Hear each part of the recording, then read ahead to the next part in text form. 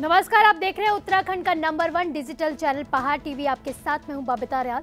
रुक करते हैं खबरों का, लेकिन उससे पहले एक नजर आज की हेडलाइंस पर। भाजपा विधायक कुंवर प्रणव के खानपुर कार्यक्रम में नहीं पहुंची महिला बाल विकास मंत्री रेखा आर्या।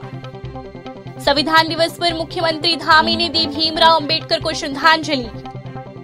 1962 में खाली हो चुके नीलांग जाडुम गांव आज भी पड़े हैं वीरान।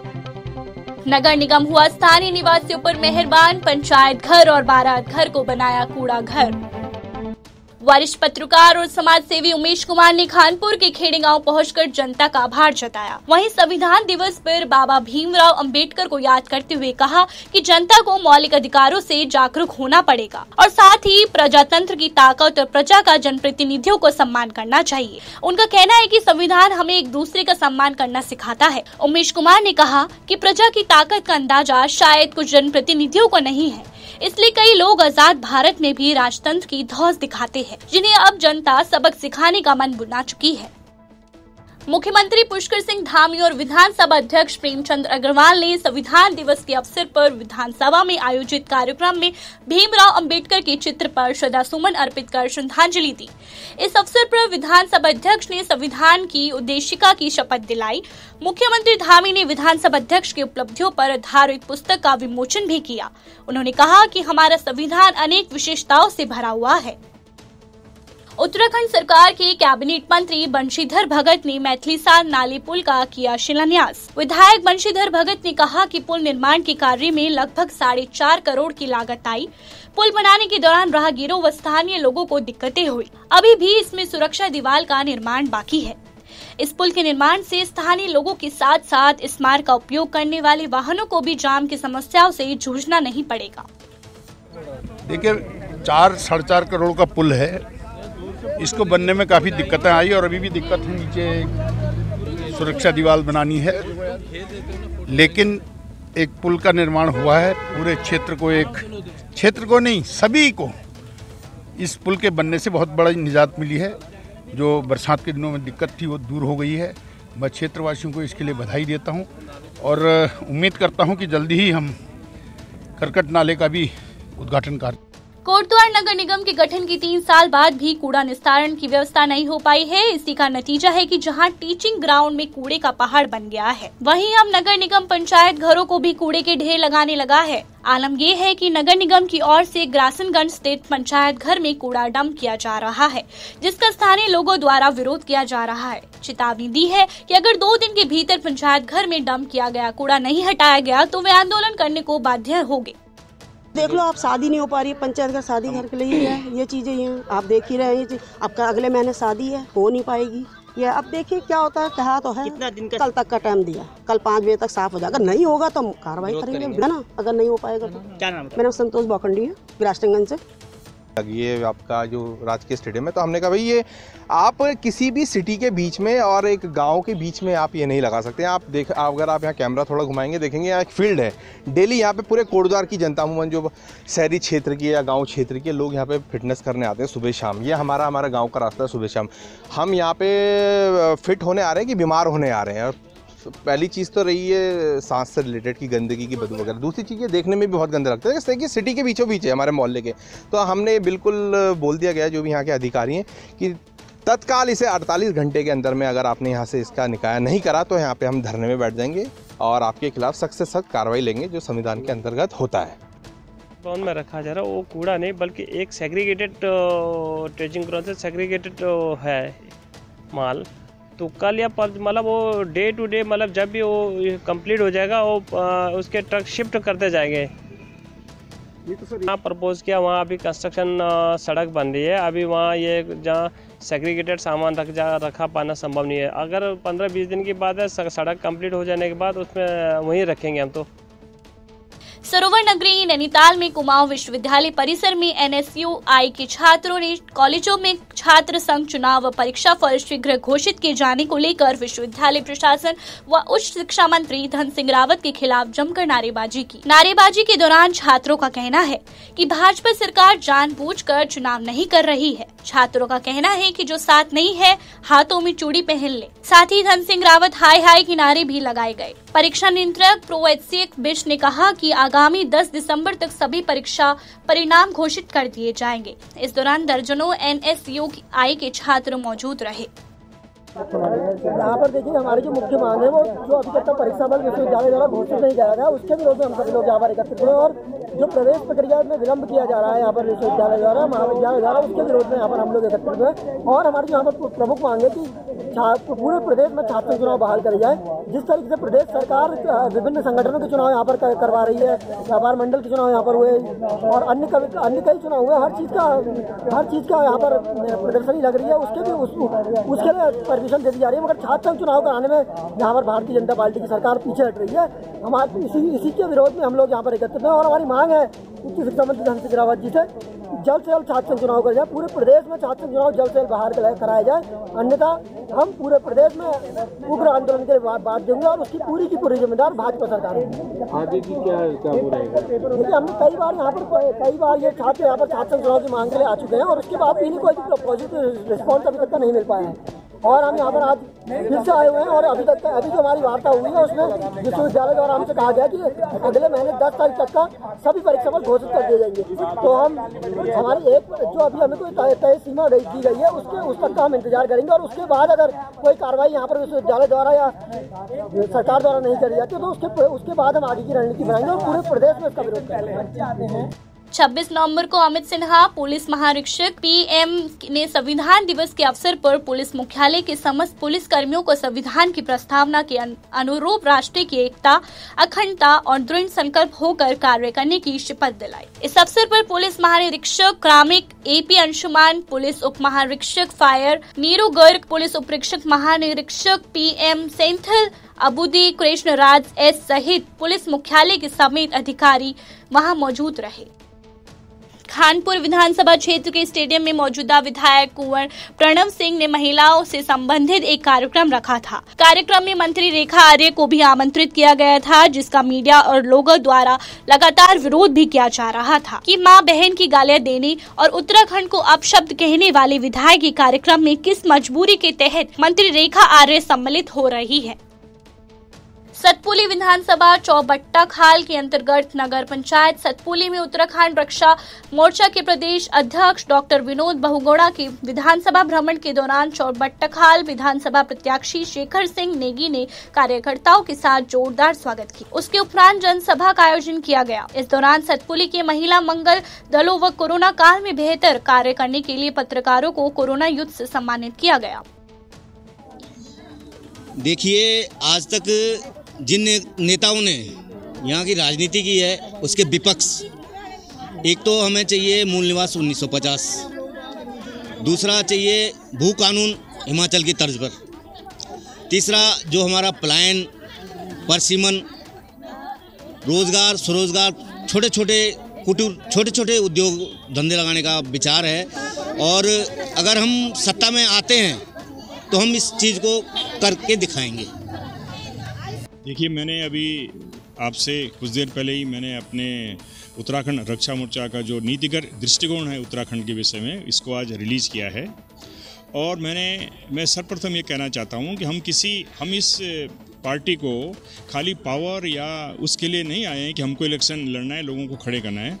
हम ये देख रहे हैं कि उत्तराखंड की जो सांस्कृतिक जो पहचान थी, अस्मिता थी, और एक उत्तराखंड की जो सामाजिक जो इंटीग्रिटी थी, उसको बहुत बड़ा खतरा हो गया है। आप सभी लोग जानते हैं कि कैसे यहाँ पे भारी लोगों का यहाँ पे जमावड़ा हो रहा है, किस तरह से वो लोग यहाँ पे आकर के सामाजिक सद्भावना को बिगाड़ने का प्रयास हो रहा है। और इसी उपलक्ष्य में हम लोगों ने देहरादून में अभी दीनदयाल उपाध्याय मार्ग में हमारी जो मातृशक्ति है, ये लोग बैठे हुए अनशन में बैठे हुए इतने दिनों से सरकार से कह रहे हैं कि भाई हिमाचल की तरफ पे एक भू कानून लाओ। अब वो कह रहे हैं कि हमने एक समिति बना दी है। अरे समिति बनाने का क्या मतलब है? फटाफट ले लो डिसीजन, और भू कानून हिमाचल का तो बना ही हुआ है, उसको अडॉप्ट करो, क्यों इतनी लेट कर रहे हो? एक दूसरा, हमारे ये मुद्दे हैं कि हमारी यहाँ पे जो शिक्षा है, जो स्वास्थ्य सेवाएँ हैं, वो इस तरह की नहीं है कि लोगों को कोई लाभ मिल रहा है। आपका जो इंफ्रास्ट्रक्चर है वो बिल्कुल औने पौने ही हो रहा है। अब जैसे आप देखिए, जगह जगह जो है आपके जो ये रिवर पे हम लोग जो जगह जगह 1 मेगावाट 2 मेगावाट करके जो तहस नहस पर्यावरण हो रहा है, ये वो बहुत बड़ा मुद्दा है। उसके अलावा जो है यहाँ का जो हमारी जो डेवलपमेंट की जो प्लानिंग है वो बहुत फॉल्टी है। हमारे जो लोग हैं वो बाहर क्यों जा रहे हैं? पलायन की बात हो रही है। अगर कोई बहुत पढ़ लिख कर बाहर जा रहा है वो अच्छी बात है, कोई बड़ी पोस्ट में जा रहा है, बड़े बड़े कार्य कर रहा है, लेकिन हमारे जो लोग यहाँ जा रहे हैं, मैंने बहुत सारे लोग मुझे मिले हैं जो कि हरियाणा में, कहीं चंडीगढ़ में, दिल्ली में एक कमरे में 6 लोग जा रहे हैं, वो 10-10 हज़ार की नौकरी के लिए। यहाँ के जो प्राकृतिक संसाधन हैं उनको सही ढंग से क्यों नहीं हम लोग दोहन करके उनमें लोगों का पलायन रोके यहाँ पे? ये सब बातें हैं। और हमारा सबसे बड़ा मुद्दा ये है, हम ये चाहते हैं कि देखिए भारत सरकार में अच्छे कार्य जो है, हमारा जो भी भारत में सरकार है, हमारा उनको पूर्ण समर्थन है, क्योंकि हमारे देश की इंटीग्रिटी भी जो है वे लोग बाग बहुत कुछ हमला करते रहते हैं, लेकिन राष्ट्र तभी होगा जब हमारा राज्य होगा। इसलिए उत्तराखंड की जो अस्मिता है वो बहुत खतरे में है। अब आप देखिए आने वाले 25 सालों में अगर हमने पर्यावरण और अपने सांस्कृतिक जो धरोहर है इसकी रक्षा नहीं की तो बहुत बुरे परिणाम सामने आने वाले हैं। इसलिए हम ये कहते हैं कि जो राष्ट्रीय पार्टियां हैं उनकी एक अलग नीति होती है, और इसीलिए इसी क्रम में हम ये चाहते हैं कि एक क्षेत्रीय दल हो जिस पे कि उत्तराखंड की जनता भरोसा करे, जो राष्ट्रीय हितों के लिहाज से जो केंद्र सरकार है उसमें उसकी मदद करता रहेगा, लेकिन ये इसमें राज्य की जो समस्या है वो उसमें केंद्रित करेगा। हम एक स्ट्रॉन्ग क्षेत्रीय दल की स्थापना करना चाहते हैं। ये जो आपका रक्षा मोर्चा ये दल है, ये आने वाले विधानसभा चुनाव 2022 में कितनी सीटों पर चुनाव? देखिए हमारा सीटों पे का नंबर बढ़ाने में कोई इच्छा नहीं है। हमको जब जनता समर्थन देगी, हमारे मुद्दे आज हमने जो घोषित किए हैं, अगर जनता हमको समर्थन देती है तो हम उनको खड़ा करेंगे। हम जहां भी हमको समर्थन मिलेगा, अगर हमको 70 सीटों में मिलेगा हम 70 में करेंगे, अगर हमको कम में मिलेगा कम में करेंगे। हम तो ये जानते हैं कि लोग हमको सुने, हम जो बात कह रहे हैं उनको सुने और एक दूसरे को पहुंचाएं। और ये जो मनी पावर की जो राजनीति है, जो पैसों का जो भ्रष्टाचार राजनीति में आ गया है, उसको हमारा खत्म करने का मुद्दा है। उत्तरकाशी जिलाधिकारी मयूर दीक्षित ने कलेक्ट्रेट कार्यालय में अधिकारी और कर्मचारियों को संविधान दिवस की शपथ दिलाई। जिलाधिकारी ने कहा कि प्रत्येक वर्ष 26 नवंबर को संविधान दिवस मनाया जाता है। इसी दिन हमारे देश का संविधान बनकर तैयार हुआ था। संविधान ही है जो हमें एक स्वतंत्र देश के एक स्वतंत्र नागरिक की भावना का अनुभव कराता है। संविधान में दिए गए मौलिक अधिकारों में हमें अधिकार देते हैं। इस अवसर पर जिलाधिकारी ने सभी जनपद वासियों को संविधान दिवस की शुभकामनाएं दी। मसूरी पुलिस द्वारा 2 शातिर चोरों को गिरफ्तार करने में कामयाबी हासिल की गई है। मसूरी पुलिस द्वारा मसूरी कोतवाल गिरीश चंद्र शर्मा के नेतृत्व में मसूरी में लगातार हो रही चोरियों का खुलासा किए जाने को लेकर कार्य योजना तैयार कर पुलिस टीम गठित की गई, जिसके फलस्वरूप पुलिस को 2 शातिर चोरों को पकड़ा, जिनके पास से हाल ही में एक कार्टेज से चोरी किए गए 2 LED टीवी के साथ अन्य सामान बरामद किया गया। पुलिस ने बताया कि इसमें एक चोर पूर्व में भी चोरी के आरोप में जेल की हवा खा चुका है। हाँ, ये पिछले 2-3 हफ्तों से मसूरी में छुटपुट चोरी की घटनाओं में इजाफा हो रहा था, और ये बड़ा मोड़ के पास एक घर तोड़ करके वहाँ से LCD टीवी, चादर इत्यादि कपड़े चोरी चले गए थे, जिसके संबंध में यहाँ थाने में मुकदमा लिखा गया था। तो कल हमारी पुलिस टीम ने पतारसी सुरागरसी करते हुए आज 2 लड़कों को पकड़ा है, जिनसे 2 LCD रिमोट और चादरें और कपड़े इत्यादि बरामद हैं। और इसमें से एक लड़का ऐसा है जो पहले भी चोरी में जेल जा चुका है और सज़ा भी उसको माननीय न्यायालय से हुई है। तो आज इनके विरुद्ध यहाँ आवश्यक कार्रवाई करके इनको न्यायालय प्रेषित किया जा रहा है। इसमें कई टीमें बना करके यहाँ नशे के विरुद्ध और चोरी और जो छुटपुट यहाँ घटनाएं हैं उनके संबंध में टीमें बना करके लगातार अभियुक्तों की तलाश जारी है और बहुत जल्दी इसमें सफलता मिलने की संभावना है। नैनीताल जनपद में संविधान दिवस पर मंडलायुक्त सुशील कुमार ने आयुक्त कैंप कार्यालय हल्द्वानी, उप जिलाधिकारी मनीष कुमार ने उप जिलाधिकारी कार्यालय व मीडिया सेंटर में प्रभारी मीडिया सेंटर गोविंद सिंह बेस्ट, अपर आयुक्त प्रकाश चंद व SDM प्रतीक जैन ने अलग अलग जगहों पर अधिकारी, कर्मचारियों व पत्रकार बंधुओं को संविधान की शपथ दिलाई। आयुक्त ने कहा कि भारत विश्व का सबसे बड़ा लोकतांत्रिक देश है। संविधान हमारे लोकतंत्र की आत्मा है। हम सभी को मिलकर संविधान के मूल्य को आगे बढ़ाए व देश में शांति, उन्नति व समृद्धि को सुनिश्चित करे। उन्होंने संविधान को अनधिकृत, अधिनियमित, आत्मर्पित करने की शपथ दिलाई। भारत चीन सीमा पर स्थित जाट समुदाय के नीलांग जाटों को दोबारा बसाने की कवायद मात्र घोषणाओं और दौरों और मौखिक तौर पर हम सभी सीमित रह गई है, जबकि नीलांग जाटों से बगोरी गांव में रहने वाली बगोरी गांव के ग्रामीणों का कहना है कि शासन प्रशासन कह रहा है कि वहां पर जाकर आप बस जाइए, जबकि वहां पर अभी मूलभूत सुविधाओं के नाम पर कुछ भी नहीं है। तो वहीं ग्रामीणों का कहना है कि सबसे बड़ी इनर लाइन की पाबंदी है, जिसमें आज भी ग्रामीणों को अपने गाँव जाने के लिए प्रशासन की अनुमति लेनी पड़ती है। सर, हम तो भारत सरकार और उत्तराखंड सरकार का बहुत स्वागत करते हैं। अगर नीलांग जाटों का खुलता है तो इसमें अगर लोग दोबारा वहाँ बसाया जाता है तो इसका हम सरकार का बहुत बहुत धन्यवाद और स्वागत करेंगे। हम इसके लिए इस पक्ष में भी है, पर शर्त ये है हमारा कि हमारे सन 60 से जो हमारी जो समस्या है, सबसे बड़ी समस्या ये है कि मतलब जो आपका जो खेती बाड़ी का जो फसल का जो होता है मुआवजा वो मिले, और हमारी जो आर्मी और ITB वालों ने जो ज़मीन कब्जा कर रखा है उसका हमें किराए मिले, और हमारे गांव को यथावत दोबारा बसाया जाए। जैसा एक गांव बसता है उस प्रकार से बसाया जाए, और गांव को मतलब उसका स्मार्ट विलेज की तरह उसका विकसित किया जाए, और आने जाने के लिए परिवहन सुविधा और संचार सुविधा सब हो। उस प्रकार से हमारे गांव में होम स्टे बनाया जाए और पर्यटन को बढ़ावा दिया जाए, और खेती बाड़ी और आपका बागवानी को आगे बढ़ाया जाए। इसीलिए मैं सरकार से ये हमारा अनुरोध है, और इसे अगर इसे जल्दी जल्दी किया जाए तो इससे लोगों का रोजगार बढ़ेगा, पलायन रुकेगा। सर, अभी जिला प्रशासन का कहना है कि कुछ लोगों को वहाँ पर दिया गया है, तो आपका क्या कहना है कि पहले जिला प्रशासन तो वो बोलेगा आप जाओ खुद बनाओ। ऐसा कौन बनाएगा? कोई बनाएगा ही नहीं, क्योंकि 60 से हमारा जमीन ऐसे ही पड़ा है, ना उसमें अभी तक सरकार का ना हमारा कोई कंट्रोल है। और हम वहाँ जाते हैं तो हमें वहाँ पर सर वो देव पूजा के लिए जाते हैं हम, माँ रिंगाली और लाल देवता का, तो हमें भी यहाँ से सरकार से परमिशन लेना पड़ता है। ये पहला गांव है जो ऐसा मतलब अद्भुत गांव है। मतलब मेरे कहने का अर्थ ये है, इस गांव में लोगों को अपने गांव घर में जाने के लिए ही परमिशन लेना पड़ता है। ये दुनिया में कहीं और भारत के क्षेत्र में कहीं भी नहीं है ऐसा चीज़। तो बड़े दुख की बात है ये, इसका भी सुधार किया जाए और इनर लाइन हटाया जाए वहाँ से, जिससे हमारे लोग आने जाने में उनको अपने सुविधा हो। और सरकार अगर सब सुविधा देता है तो हम तो जाने के लिए बहुत वो है उसमें। धन्यवाद। कैबिनेट मंत्री स्वामी यतीश्वरानंद की विधानसभा हरिद्वार ग्रामीण में अवैध खनन का मुद्दा थमने का नाम नहीं ले रहा है। आम आदमी पार्टी के नेता और हरिद्वार ग्रामीण विधानसभा के प्रभारी नरेश शर्मा ने प्रेस क्लब हरिद्वार में प्रेस कॉन्फ्रेंस करते हुए अधिकारियों पर दबाव में काम करने और मंत्री स्वामी यतीश्वरानंद पर अवैध खनन को संरक्षण कर देने का आरोप लगाया। क्योंकि यहाँ हमने सब अधिकारी को कह लिया, सारे जो मंत्री है उनको कह लिया, लेकिन कोई सुनने को तैयार नहीं है। जिस प्रकार से रवासन नदी का सीना चीर दिया गया, गंगा का सीना चीर दिया गया, तो हम लोगों ने तय किया है कि हम इस पूरे प्रकरण को लेकर हाई कोर्ट जाने वाले हैं। हम बिल्कुल किसी भी कीमत पर बख्शेंगे नहीं। जिस प्रकार से बाहर के लोगों ने आकर वहाँ रवासन नदी में लूट खसोट मचाई है, उसको हम लोग बर्दाश्त नहीं करने वाले। बिल्कुल मैं इनकी संपत्ति की जांच की मांग करता हूं, और एक संत ने भी कहा है बड़े, इनकी संपत्ति की जांच की मांग होनी चाहिए। लेकिन क्या है कि सरकार यतीश्वरन जी की संपत्ति की मांग होनी चाहिए। आप देखिए वहाँ गाजी वाले में कितना बड़ा आलीशान इन्होंने वो बना रखा है, और दुनिया भर की तमाम संपत्ति पता नहीं कहाँ है, जिनका हमें नाम भी नहीं पता, लोग ही बताते हैं। तो बेइंतहा संपत्ति इनके पास है।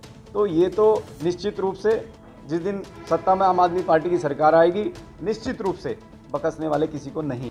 मसूरी में 72वें संविधान दिवस पर उच्च अधिकारियों के निर्देशन में जनपद के सभी सरकारी दफ्तरों में कार्यक्रम का आयोजन व प्रस्तावना का पाठन कराया गया और मौलिक कर्तव्यों की शपथ दिलाई गई। वहीं सभी थानों में पुलिस कर्मियों और अधिकारियों ने शपथ संविधान रक्षा की शपथ ली। मसूरी कोतवाली में मसूरी कोतवाल गिरीश चंद्र शर्मा ने मौलिक कर्तव्यों व संविधान के तहत नियमों का पालन करने की शपथ दिलाई। मसूरी कोतवाल गिरीश चंद्र शर्मा ने कहा कि हम भारत के संविधान में दिए गए मूल कर्तव्यों का पालन करेंगे।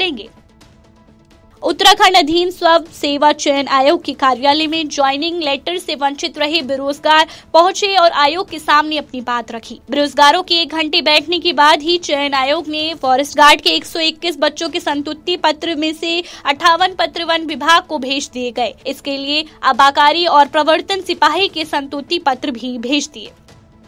उत्तरकाशी जिला विकास समन्वय और निगरानी समिति की बैठक सांसद लोकसभा टिहरी गढ़वाल श्रीमती माला राजलक्ष्मी शाह की अध्यक्षता में संपन्न हुई। जिला सभार उत्तरकाशी में आयोजित बैठक में सांसद टिहरी गढ़वाल ने उत्तरकाशी जनपद में संचालित समस्त केंद्र योजनाओं की गहनता से समीक्षा की, संबंधित अधिकारी को जरूरी दिशा निर्देश दी। सांसद ने सरकार की योजनाओं को धरातलीय स्वरूप प्रदान करने हेतु सभी कार्यालय संस्थाओं को जनपद के निर्माणाधीन कार्यों को जनवरी माह तक पूर्ण करने के निर्देश दिए हैं।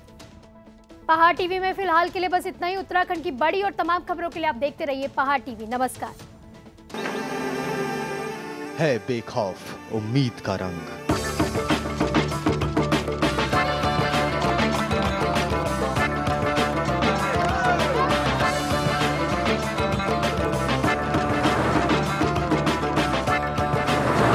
है आस्था भी।